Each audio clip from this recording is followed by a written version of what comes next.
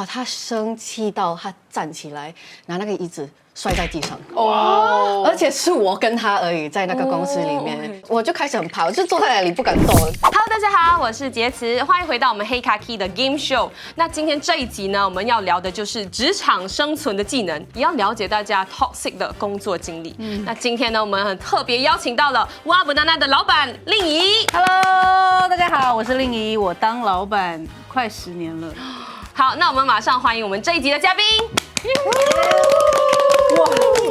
Hello， 大家好，我是 Raven Beck， 我现在在银行上班7年了。Hello， 大家好，我是 Jane， 我现在已经做工7年了，也是。大家好，我是 Alison， 我现在在做 marketing 做了3年了。大家好，我是诗雨，我也在做 marketing， 今年是我第5年了。好，那我们话不多说，马上开始第一项挑战 ，Let's go！我们的第一项挑战呢，就是 Toxic Work Culture 的排行榜。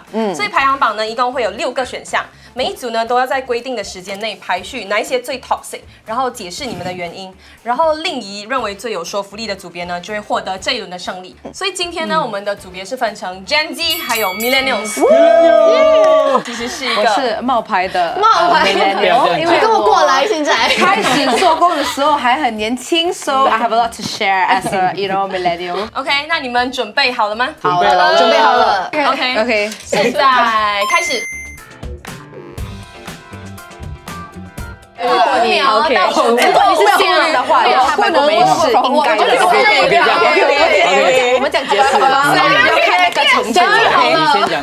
那我们来看一下双方的，你们的第一名都是一样的哎。Gaslight， 有这个是 gaslight， 一定是第一名了。这个是毒的定义。OK，那你们觉得怎样才算 gaslight？ target 好像你自己啊，像说哦你自己不好，你这个就是说让你怀疑你自己。对，不只是做工的东西，就是你人生的东西。我也有经历过，at the start of my career， 就是他跟你说 A 对吗 ？After 你做完那个 project 了，突然间讲哦，我跟你说 B 为什么你没有做？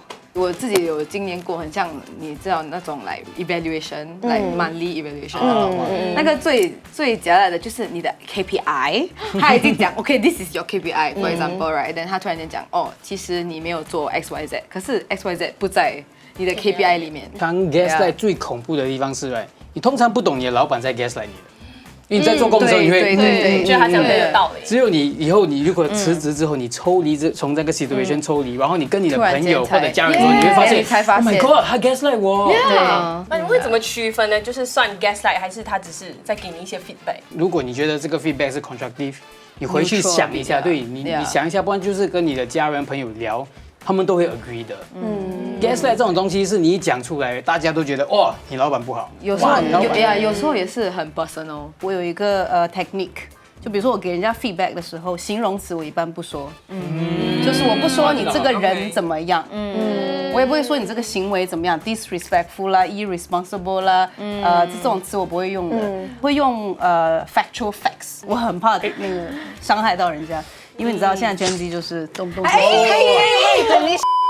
那我们来看一下 Millennials 的第2个，为什么这个是第2名？如果他没有跟你讲你的 job scope 到底是什么，会让你很 susceptible to 做比较多的东西，像你的老板什么东西都给你做。那你们会怎样？就是在面试的时候，你们就会问清楚吗？还是我觉得你刚开始出来工作，你其实没有这个经验去跟老板去谈你的 job scope 到底是什么，所以通常这个责任，我觉得是那个老板要来跟你说。本身我是觉得 job scope 不清楚是自己的问题。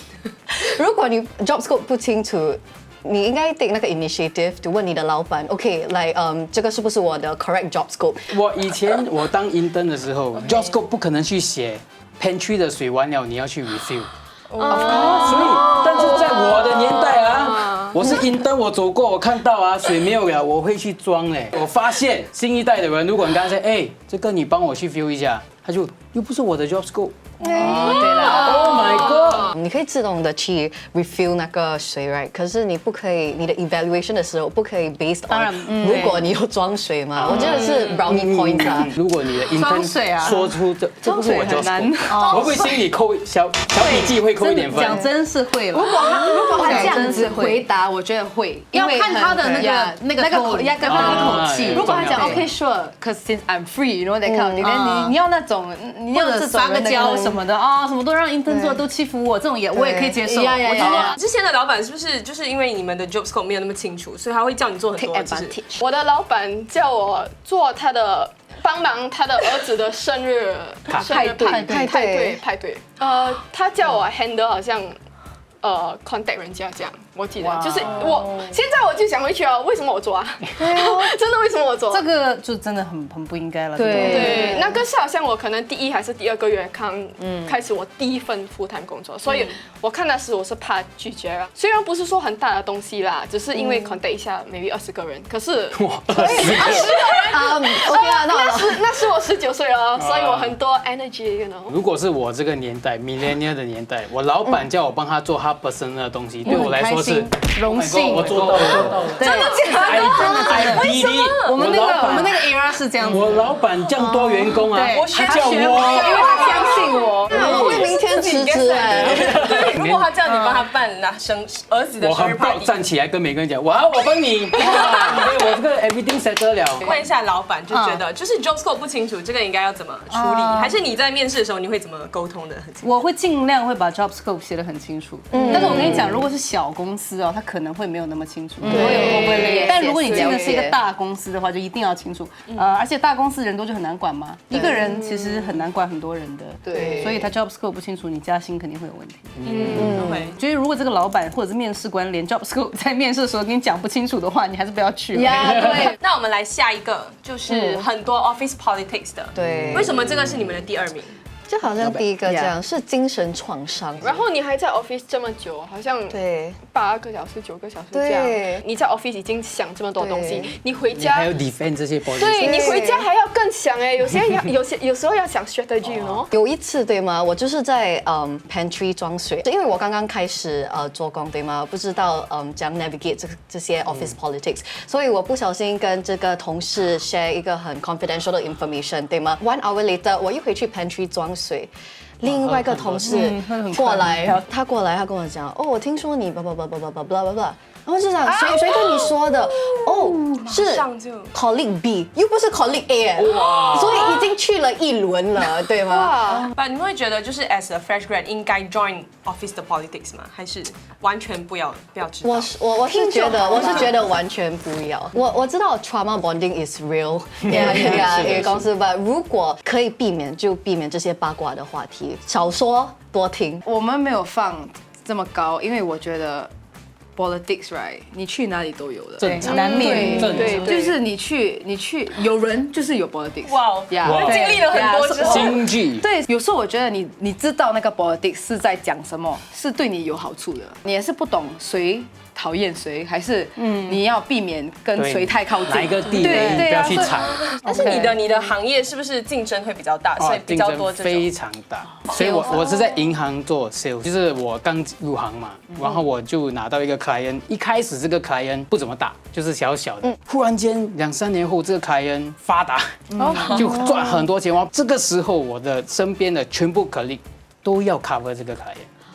但他们也不会摆明去跟你说我要 cover， 你们以后去喝咖啡，我 join 啦，我听你们讲什么，然后 join 了之后就私讯那个 client 说以后我们可以自己 separately catch up for coffee， 然后有一天去跟老板说，我觉得我可以 cover 这个 client， 因为我比 Raymond 更熟，然后你就会忽然间吓到，而且这种时候不可以直接去跟老板告状。所以你如果可以做大的 bigger person， 你跟他说，其实我知道，你可以不要讲嘛，他就会变成你的 cap。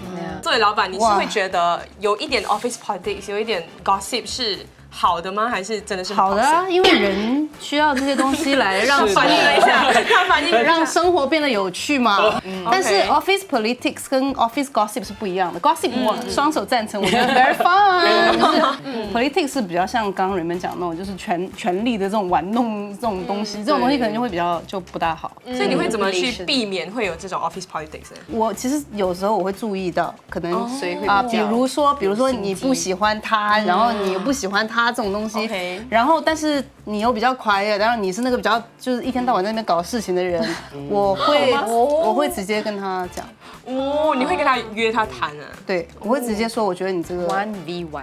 不好。那你们的第3个是什么呢？老板 micromanage。你发生了什么？你们的第4差不多来，可以差不多。 OK， 为什么你们会放在第3？我觉得因为我们2个都做过 SME， 通常的话 SME 你跟你的老板会 work together very closely。我其实有类似的经验，也是对吗？所以只有我和我的老板在公司里面，所以我跟他坐旁边 ，OK， 所以他知道我几点去厕所，how many times 我去厕所，所以 OK， 我不知道他在 track，you know，track it， 他在 until 我要下班的时候。所以你今天上了4次厕所，你是不是生病了？如果你生病了，你可以拿 MC tomorrow。in another event 对吗？我真的病了 ，take MC 正常对吗？The next day， 我的诊所打给我 ，Hello，我们发现到你的老板 actually 打电话进来我们的诊所问你跟谁去这个诊所？你真的病了吗？你是不是在撒谎？因为有这些东西对吗？我就 decided OK， 明天我需要辞职，我不可以在这种公司做下去。Oh it doesn't end there， 还有，所以呢，我就交给他我的辞呈信对吗？我跟他说 OK， 我知道你打给我的诊所 ，and I don't appreciate that。And OK, I'm gonna leave, blah blah blah. 哇，他生气到他站起来，拿那个椅子摔在地上。而且是我跟他而已，在那个公司里面，我就开始很怕，我就坐在那里不敢动，我的手一直在抖，就是在想 Oh my God, what should I do？ 因为他可能会打我，对吗？因为他已经这么生气了，我就开始录。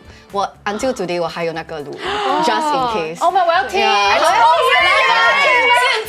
我们现在看，你没有想过去 report to MOM 吗？我那时候也是挺年轻哦，才20岁，所以我很怕，会影响到我改次做工，他们不要来请我这样，因为有很多事情发生。他们讲的东西我们都赞成，还有。如果你 micromanage 的话，你没有给你的下属机会去做他自己成长，自己 find solutions 嘛？因为你没有给他独立，对，然后你请他是什么用呢？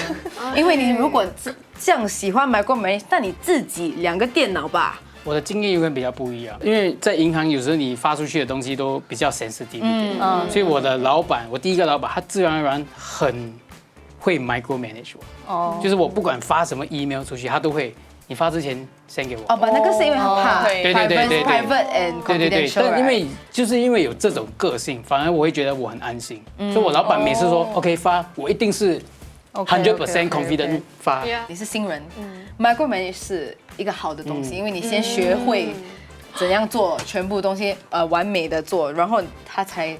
放你，我本人是一个跟 micromanage 完全相反，就完全不管，对 macromanage 的一个人。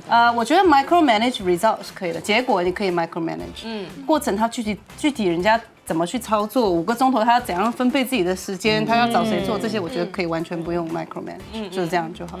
但我觉得没有那么比上几个来说，这个没有那么 toxic。第4就是经常需要加班要 OT， 为什么你们会放在第4呢？我是觉得是你自己的问题。如果你需要 OT 对吗 ？OK，unless right， 你的老板真的给你太多东西要做。可是如果是你自己做不完工 during the working hours right，then time management， 就是你的问题了吗？我觉得，因为那时我刚开始做公司，我就很怕。然后如果老板叫你 OT， 我就很怕 say no。但是刚开始的时候，所以我同意他是你自己的问题啦。那你们的是放在哪里？没有那么严重，有时候是你的问题，因为你的 time management 不是很好 ，right？不可能是365天每天都是加班，那就是 toxic。Event period， 但你要做比较多东西，你要完成比较多东西，我觉得是正常。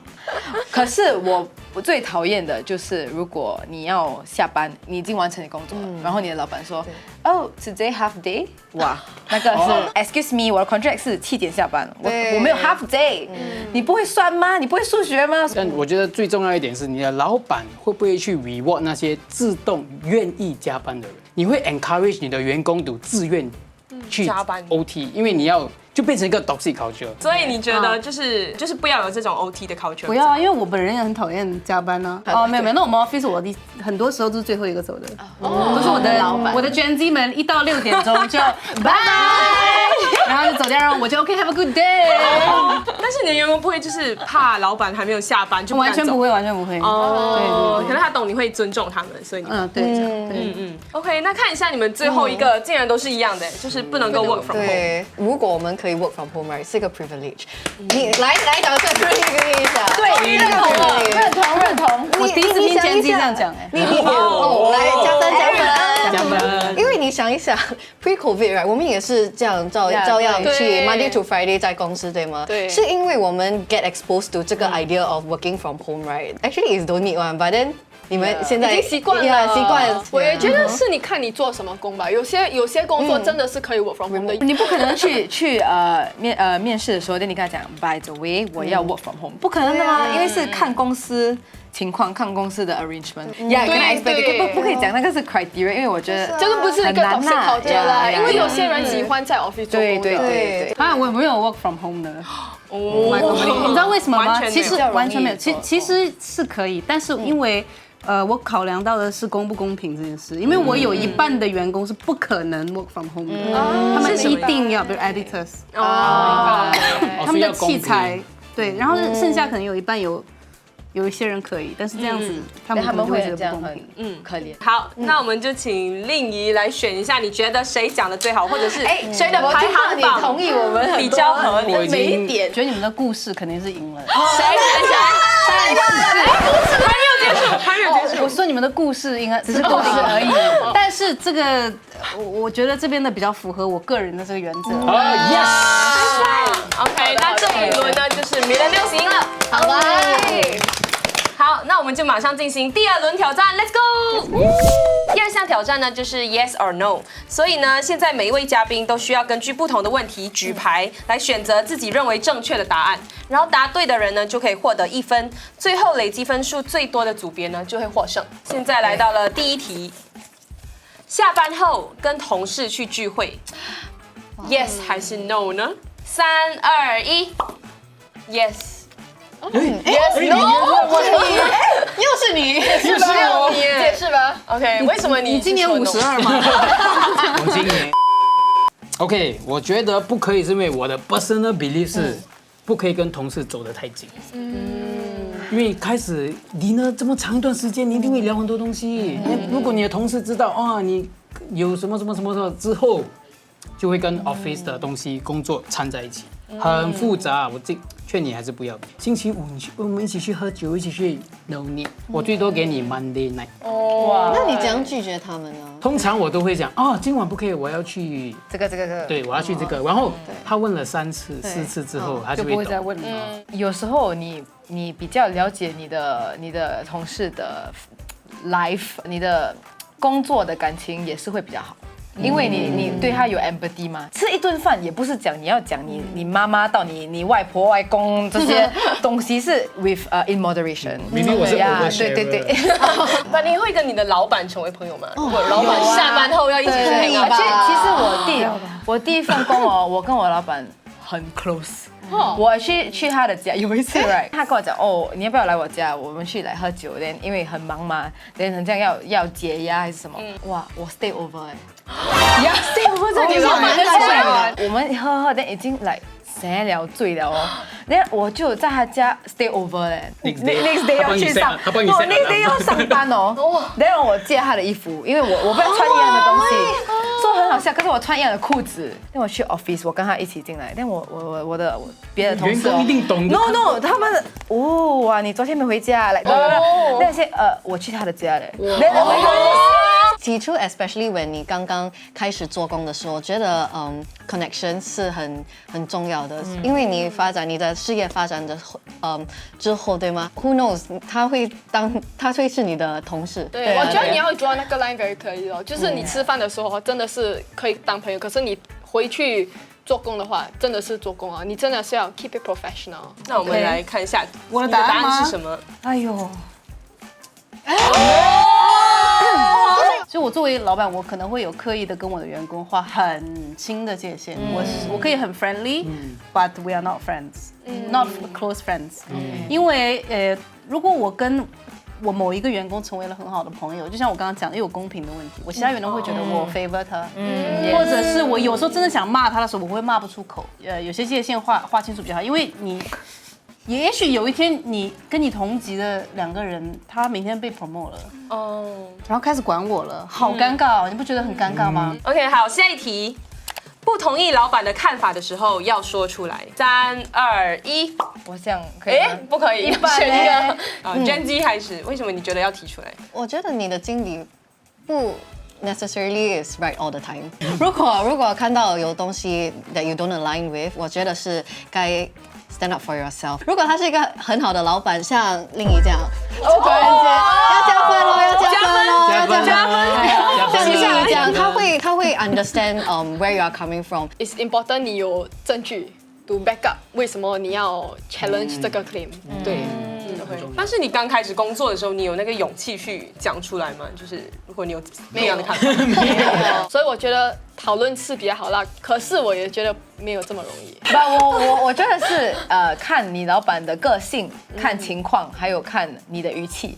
这3个东西，说如果你是这样很好的语气，很 neutral 的语气讲，我觉得因为我经常 doom scroll， 我觉得这种视频可能不会很 viral， 可能要是不同的方式。如果你的老板不要接受你的建议的话 then 你就知道你已经尽力了。毕竟是老板，所以我是觉得很多东西通常会 disagree 和不同意是没有对没有错建议来的，对。所以当你在于一个没有对没有错的情况下，我觉得还是要给老板那个台阶下。所以就算那个 decision 是错的，你只是一个刚进来做工1年的，you don't need to take the blame。那我们来看一下，老板的答案是。像我公司很多 Gen Z 他们都不敢讲他们的东西了，但是但凡他们有讲，就是我有另外一个想法的时候，我会觉得这个是非常 impress 到我的。你不用像是一个那种怪小孩在那边那样子就好了嘛。然后，因为你如果有你的诉求，或者是你有不同的意见，你说出来的话，会让你的大部分的老板都是会欣赏你做这一点的。然后第二，其实在一个公司敢 challenge 老板人不多，那你马上就会就脱颖而出了。对，但是呢，我有一个小建议，就是你如果是要不同意你老板的看法的时候，你私下说。OK， 好，下一题。作为一个职场新人，要勇敢 take credit 和表现自己。3、2、1。You must stand up for yourself。然后我觉得不管是你刚入场，还是你已经在这个 industry for 很久了，不管怎样，只要是你的功劳，你应该敢去说这是我做的。但是如果是第1年，然后你这么勇敢去争取，不会怕像 senior 会觉得哇，这个新人太嚣张那种？会啦，但我觉得如果真的是你的功劳，你不需要怕。对，但如果是一件很小的事情，然后你走进公司这样，Oh my God, you see yesterday？ 对，比如像你会怎样展现你自己？我通常如果成就很大的话，我会CC我老板的老板。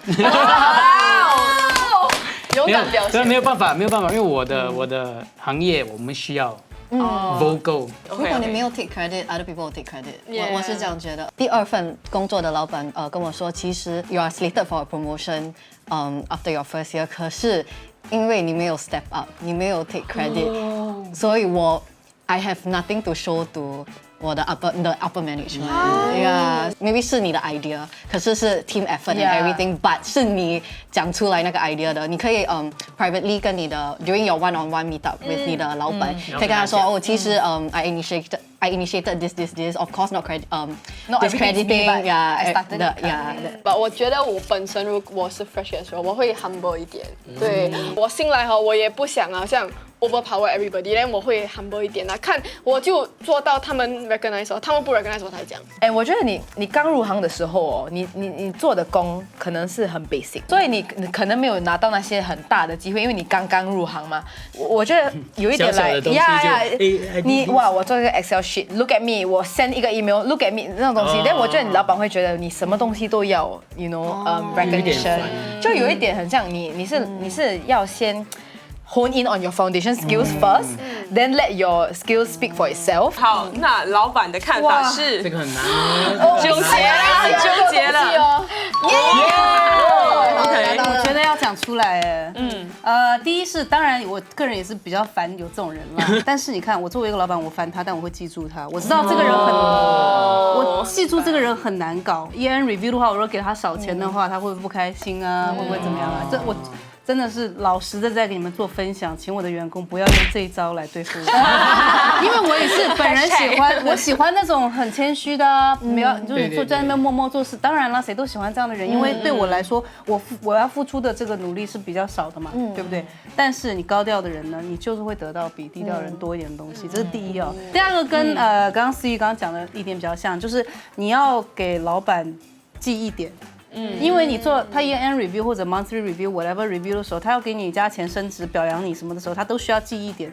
然而，大部分员工做的事情，老板是不记得的。所以我觉得，而且你讲了嘛，是你的 credit take 咯。下一题，工作1年后可以跟老板谈加薪。来，3、2、1。不管你是有一年的经验或者有10年的经验，如果你可以 produce the same result，and你可以拿这个 as a result of your performance， right？ 我是觉得可以问 for 加薪。Actually， after 我的第2份工作，第1年我就问加薪了。我进入第2份工作的时候，我有一个 very clear goal，1年后我需要拿到这个 promotion。所以 with 这个 clear goal in mind，right？ 我on top of 我的 basic task， 我会自动问我的老板 ，OK， 我可以 propose this，can I propose this other campaign？ 所以这些东西I would take it as like my portfolio，then 跟他谈这些加薪 and year review 的时候 ，I'm confident 咯 to ask for a salary。对 ，OK。其实我觉得also it can start during 你们的 interview 的时候，因为比如说 during the interview， 我也会问what is my career growth like in 这个 company， 因为也是为了我也是要 grow 嘛。钱包也是要 grow 的。对，觉得如果少过1年也可以问啊。我觉得时间不是那个 deciding factor， 是你的能力嘛。对，如果你真的，如果你6个月，你真的是达到很多你已经 contribute 很多了，然后你也是做得很好，表现很好。但为什么你要等1年嘞？因为你只是问而已嘛，没有说你问了一定会有吧？对啊，对。我的蛮简单，就是4个字：物价膨胀。我们 office 楼下鱼汤6块变8块，那你可能我没有加薪。为什么我的薪水没有加？我觉得那个是很自然的。OK， 那你觉得就是工作1年后谈加薪是 OK 的吗 ？Yes 还是 No 呢？我们公司从来不用问我，因为我们每年都会加薪。怎么办呢？就会给他。所以你觉得1年后谈还是一个合理的时间吗？可以，1年可以啊，很合理啊。讨6个月厌太短了，我觉得了，因为加薪它有很多因素嘛。我可能这下面6个月，我公司变化比较大什么的啊，弄 budget 啦这种东西啦，这边有同事辞职啦，或者是你万一前6个月很好，你后面6个月整个给我大变一个人，我要看你久一点嘛。OK， 所以这一轮呢，就是 Gen Z 还有 Millennials 都打平，所以我们今天的赢家呢就是 Millennials。恭喜！我觉得我们跟 Gen Z 学到很多东西。让我惊艳的是，我觉得他们蛮懂事的。啊，你是想象中他们不懂事？我一开始来刻板印象是，我觉得 Gen Z 是小屁孩们。但我现在听了他们分享这么多，我觉得哇，他们敢去争取，还有划清界限。有时候我们很像装水壶，连 birthday party， 我们讲，我们这边不应该 ，OK？ 好吧，就代表 Gen Z 说我们不一样，每一个人那一首歌。We shouldn't stereotype 这个2个 generation， 一定要看情况也是。哎，不是你哦，不是你。Whatever we say 也是要看，不可以 like immediately apply， 要看你的工作的情况是怎样。因为你们有比较多经验，所以如果比如说有些东西学到就是怎样开那个 conversation，就是我觉得这些东西会对 viewers very helpful。对。那最后你有没有什么 advice 要给我们的 fresh grad 吗？ OK， 那如果你是现在正在找工作的呢，我觉得你就是大胆的去寻找你自己想要做的工作，大胆的对老板提出需求，然后好好的享受你和同事之间的关系吧。好，那希望大家呢都可以了解到更多职场生存的技巧。好，喜欢我们的视频的话呢，记得点赞、订阅、分享。我们下期再见，拜拜。